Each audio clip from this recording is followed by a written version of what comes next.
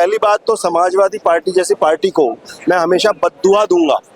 राहुल गांधी ने बोला एक एक लाख आएंगे, खटाखट हमें वोट दो। ये एक टेक्निकल पॉइंट है। राहुल गांधी पर बीजेपी को फौरन FIR करनी चाहिए। यूपीए के समय में आप टेक्नोलॉजी हायर करते थे, आज भारत की टेक्नोलॉजी बाहर जा रही है। इनके टाइम पे बुलेट एक बंदूक का पेच भी बाहर से आता था, उसके पीछे भी बोफोर्स के घोटाले हम सब जानते हैं। बेरोजगारी, महंगाई और गरीबी, ये एक ऐसे मुद्दे हैं जिस पर विपक्ष हमेशा बोलता है।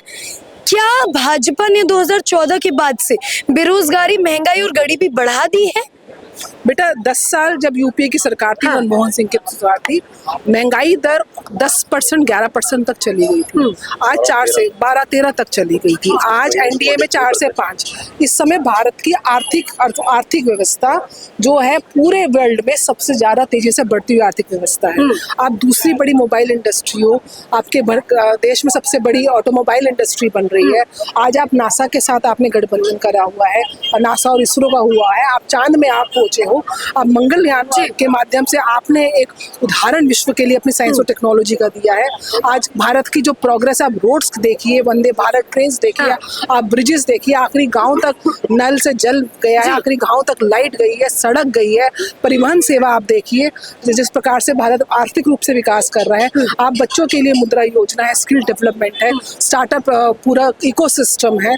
तो ओवरऑल डिजिटल इंडिया है। डिजिटल इंडिया के लिए यूपीआई आपका, पहले आपके समय में यूपीए के समय में आप टेक्नोलॉजी हायर करते थे, आज भारत की टेक्नोलॉजी बाहर जा रही है। सिलिकॉन वैली में सबसे ज्यादा इंडियंस हैं। आज आपके जो साथ के देश हैं, बांग्लादेश में भारत ने इन्वेस्ट किया हुआ है, वहाँ लगाई है। श्रीलंका वाले सब आपके साथ आना चाह रहे हैं, और कहीं ना कहीं जैसे मैंने बताया पीओके भी विलय होना चाह रहे हैं। अगर आज लड़ाई होती है तो मोदी जी मध्यस्थता की बात करते हैं। आज वैक्सीन की बात होती है, अपनी वैक्सीन बना के पूरी फार्मा लॉबी को, जो पूरा एक इनका था, भारत ने उसको चपेट मार के दिखाई कि हम अपनी वैक्सीन ना केवल बना सकते हैं लेकिन फ्री में सेवाएं, जो वसुधैव कुटुंबकम की सर्वजन हिताय की हम बात करते हैं, सनातन संस्कृति में वो भी सेवाएं देते हैं। वहीं हमारे स्वनिर्मित हथियार, इनके टाइम पे बुलेट एक बंदूक का पेच भी बाहर से आता था, उसके पीछे भी बोफोर्स के घोटाले हम सब जानते हैं। लेकिन आज भारत स्वनिर्मित हथियार बना रहा है। आज हमारा न्यूक्लियर पावर बढ़ चुकी है, हम यहाँ पे एक्सपोर्ट कर रहे हैं, पनडुब्बियां हमारी बाहर जा रही हैं। तो जिस प्रकार से army lobby, pharma lobby Bharat को कब्जाने का या अपना अमेरिका जैसी पावर्स उसको रिटेन करने का प्रयास करती थी, आज भारत उनसे ऊपर जा चुका है, आत्मनिर्भर हो चुका है, सशक्त हो चुका है, समृद्धि की ओर आगे बढ़ रहा है, शक्तिशाली हो चुका है। तो निश्चय रूप से भारत की प्रोग्रेस, और जो अभी मैंने कहा मंत्रिमंडल 72 मंत्रियों के साथ 61 जो है भाजपा की और सशक्त मंत्री हैं, सब मंत्रियों को रिपीट किया गया है। ऐसा नहीं किया कि आपको खुश करने के लिए मैं आपको मंत्री दे दूं। मुझे पता है कि आपने 10 साल इस मंत्रालय में सेवा दी, आप इस मंत्रालय को अच्छे से समझते हो, जानते हो, इसके प्रोटोकॉल्स को समझते हो, और यहाँ पे आपने एक अचीवमेंट अचीव करके दिखाई है। तो अब यहाँ से आगे बढ़ो। नए मंत्री के साथ टाइम वेस्ट करने का नहीं है कि आप पहले तो समझोगे तो करोगे। तो उस प्रोग्रेस के साथ अगर हम आगे बढ़ रहे हैं तो निश्चय रूप से आने वाले समय में मैं भारत को विश्व की सर्वश्रेष्ठ शक्ति के रूप में उभरता हुआ देख रही हूं। जी, आप कैसे सर्वश्रेष्ठ रूप में उभरता हुआ देख रही है? क्योंकि मैं अगर समझूं तो अन्नामलाई जिनके पास एक अच्छी पोस्ट थी, वो पोस्ट छोड़ के आते हैं और राजनीति में उतरने के बाद बिहार जाते हैं। लेकिन वहीं पंजाब में जो खालिस्तान की मांग करता है वो अमृतपाल जीत जाता है। तो सर्वश्रेष्ठ भारत कैसे बनेगा? क्या खालिस्तान देने के बाद सर्वश्रेष्ठ भारत बनेगा? खालिस्तानियों को जवाब उन्हीं की जमीन में कनाडा में भारत ने दी है, और एक बार नहीं बार बार दी, सबसे पहली बात। और बार बार मेरे सिख समाजों को, मैं पंजाब से आती हूँ बेटा, सवा लाख नाल एक लड़ाया ता गोविंद सिंह नाम का सिक्खी की कुर्बानी, ये देश उसका ऋण कभी चुका नहीं सकता। इसलिए मेरे सिख भाइयों को खालिस्तानियों के नाम से बदनाम ना किया जाए। खालिस्तानी मानसिकता ये मुट्ठी भर मानसिकता है, जिन्होंने यहाँ पे लाल किले में भी जाके जब 26 जनवरी में उनको ट्रैक्टर्स को आने दिया, यहाँ पे किया, इस मानसिकता को जवाब दिया जाएगा। और निश्चय रूप से पंजाब में भी आप देखें, आम आदमी पार्टी जो खालिस्तान का फंडिंग लेके उनको आईना दिखाया गया है, वहाँ पे बीजेपी काम कर रही है। मोदी जी ने करतारपुर सारा कॉरिडोर खुलवाया है। मोदी जी पग करके टोपी नहीं पहनी आज तक, लेकिन पग को सा इज्जत कर रहा है। इस पग का मान इतना है, मैं पंजाब की हूँ, इतना पग का मान है, ये कभी हम झुकने नहीं देंगे, ना ये देश झुकने देगा, ना पंजाब झुकने देगा। खालिस्तान को आईना दिखाया जाएगा, उनके घर में जाके बढ़ा जाएगा। और ये भारत के NIA ने एक नहीं 10 उदाहरण देके दिखाए हैं कि खालिस्तान को उसका आईना हम हम दिखा के रहेंगे। कैसे दिखाएंगे आईना नीति जी? अमृतपाल सिंह जीत जाता है और जीतने के बाद वो स्वयं खुले तौर पर कह रहा है कि खालिस्तान लेके रहेंगे। बताइए कैसे आप लोग जीतेंगे? इस सवाल का मैं जवाब आपसे जानना चाहूंगी। नाइयों को हल्के में मत आंकिए बेटा, नाइयों को हल्के में आंकिए। हाँ। कनाडा के घर में घुस के मारा है, कब कैसे मरे ये आपको भी नहीं पता, हमको हाँ। भी नहीं पता। तो दावा करना, जीतना हारना समाज चुनाव में लगा रहता है, लेकिन भारत को कोई हरा नहीं सकता। भारत जीता जिताया है, खालिस्तानी मानसिकता कभी नहीं हो सकती। मेरी सिखों की, मेरी गुरुओं की कुर्बानी कभी मिट्टी में खराब नहीं हो सकती। भगत सिंह ने अगर चूम के अगर फंदे को गले में लगाया है तो यहाँ पे एक इंसान, एक सिख भगत सिंह के समान है। यहाँ पे कभी भी सिख को कभी भी खालिस्तानी ओवरटेक नहीं कर सकते। मैं आपको बता रही हूँ, नहीं कर सकते, बिल्कुल भी नहीं कर सकते। ठीक है। क्या 6 महीने में पीओके भारत में आ रहा है? समय मैं नहीं मालूम, लेकिन पीओ के निश्चित रूप में भारत में निश्चित रूप में 111 है। सुनिए ना, सुनिए, मैं और आप या यहाँ मेरे जितने भाई हैं, सपने में भी नहीं सोचा होगा आर्टिकल 370 लग जाएगा और उसके बाद एक मच्छर भी नहीं मरेगा। जो कहते थे खून की नदियां हो गई, अरे फारूक अब्दुल्ला साहब हनुमान चालीसा पढ़ने लगते हैं। और ये लोग कोई नहीं समझते थे कि राम मंदिर का निर्माण हो जाएगा, लेकिन राम मंदिर का भी निर्माण हुआ, 370 भी एब्रोगेट हुई और 3 तलाक भी हटा। और ये नहीं अल्पसंख्यकों के लिए काम नहीं किया, हज यात्रियों के लिए भी काम किया पैरेलल। और पीओके भी जल्द से जल्द आएगा। चाइना भी आएगा सर, चाइना भी आएगा। चाइना, अच्छा, सीए भी आएगा। देखती हूँ कि हमेशा एक समुदाय को अल्पसंख्यक के तौर पर कहा जाता है कि अल्पसंख्यक है, परंतु अगर मैं रिपोर्ट्स देखती हूँ तो मैं देख रही हूँ लगातार उन अल्पसंख्यक समुदाय का जो परसेंटेज है वो बढ़ता जा रहा है। क्या लगता है आने वाले समय में जो प्रधानमंत्री इस वक्त कुर्सी पे बैठे हैं, क्या वो ऐसे ही बढ़ने देंगे अल्पसंख्यक के परसेंटेज को और बहुसंख्यक के एक दिन अल्पसंख्यक हो जाएगा?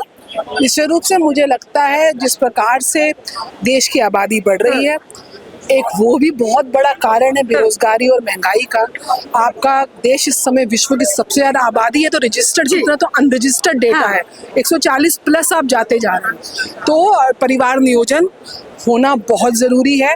आप वो लोग बच्चे पैदा करते हैं इसलिए नहीं कि उनको अच्छी शिक्षा, अच्छी रोजगारी या वो देश के लिए सहयोग करें, वो बच्चों को सिर्फ अपनी आबादी बढ़ाने के लिए करते हैं। तो ये देश को सोचने की आवश्यकता है। 1947 में यहाँ से 20% हिंदू पाकिस्तान गए थे, आज 2% रह गए, वहाँ से 2% मुसलमान आए थे, आज यहाँ पे 20% हो गए। तो ये सोचने की आवश्यकता है। और जिस प्रकार से वोट जिहाद और आंकड़े सामने आए हैं कि 95 से ऊपर % मुस्लिम वोट एक विशेष पार्टी को गई है सुविधाएं लेने के बाद भी, तो ये देश को भी सोचने की आवश्यकता है और उसके लिए नियंत्रण जो है कानून लाने की आवश्यकता है। नीति जी, देश की सबसे मजबूत पार्टी इस वक्त आप किसको मानती हैं और अहम कारण क्या है?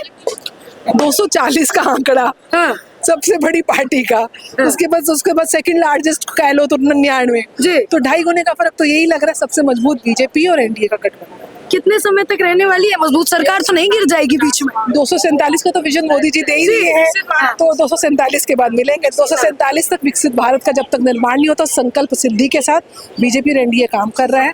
तो 247 के बाद हम बात करेंगे कि उसके बाद अगर कुछ बनता है कि नहीं। ठीक है नीति जी, आशा करते हैं पीओके आएगा तब आपसे अवश्य मिलेंगे। तो देखिए, ये नीति जी थी मेरे साथ जिनसे मैं बात कर रही थी। तमाम मुद्दों पर मैंने इनसे बात की और इन्होंने सारे जवाब बहुत सही तरीके से दिए। भाई साहब, अभी देखिए हमने सारे अहम मुद्दे नीति जी से पूछे। आपको क्या? उन्होंने बहुत अच्छा बोला नीति मैडम ने, बट मैं थोड़ा सा निराश हुआ। अभी बता रहे हैं, निराश थे आप? क्यों? उनके मतलब ना तो मैं अभी तक भाजपा के किसी प्रवक्ता से उस उत्तर की अपेक्षा सबसे है। कोई भी भाजपा के प्रवक्ता ने वो नहीं बोला जो उन्हें बोलना चाहिए था, ना नीति मैडम ने बोला। क्या नहीं बोलना चाहिए था? बोलना जो चाहिए था वो नहीं बोला। क्या बोलना चाहिए था बताइए? वही बता रहा हूँ। पहली बात तो समाजवादी पार्टी जैसी पार्टी को मैं हमेशा बद्दुआ दूंगा। समाजवादी पार्टी को? जी बद्दुआ देंगे? जी हाँ। 35 सीटें लाई है उत्तर प्रदेश में, खाक में गई उनकी 35 सीटें।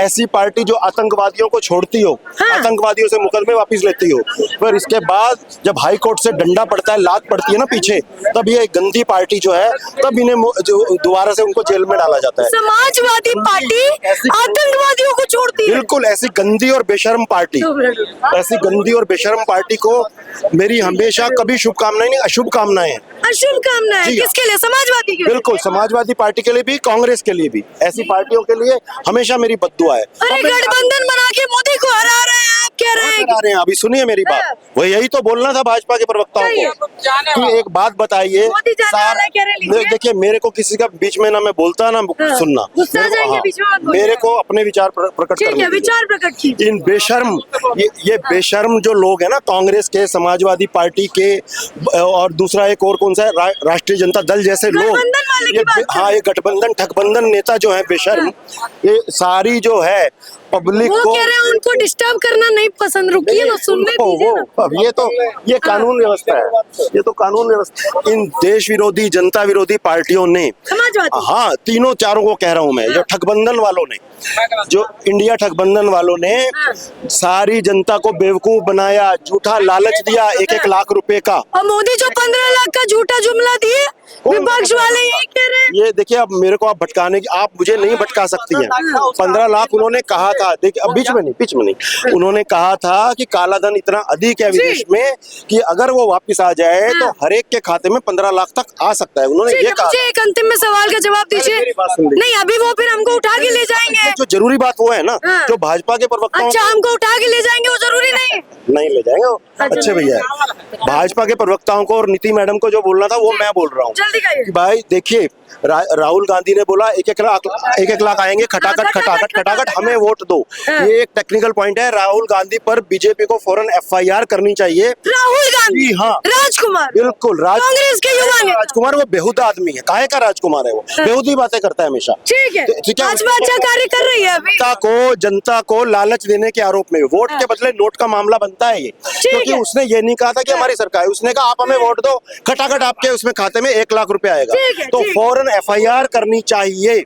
ठीक है ना। और राहुल, बहुत बहुत धन्यवाद, बहुत बहुत धन्यवाद। तो देखिए, यहाँ मांग हो रही है कि राहुल गांधी को भैया जेल में भिजवा दिया जाए, FIR होनी चाहिए। लीजिए, खैर जनता से मैंने राय ली कि चुनाव के नतीजे जो रहे या आतंकवादी हमले जो हुए, आपको क्या लगता है कमेंट सेक्शन में अवश्य बताएं। बहरहाल अभी के लिए इतना ही, बहुत बहुत धन्यवाद।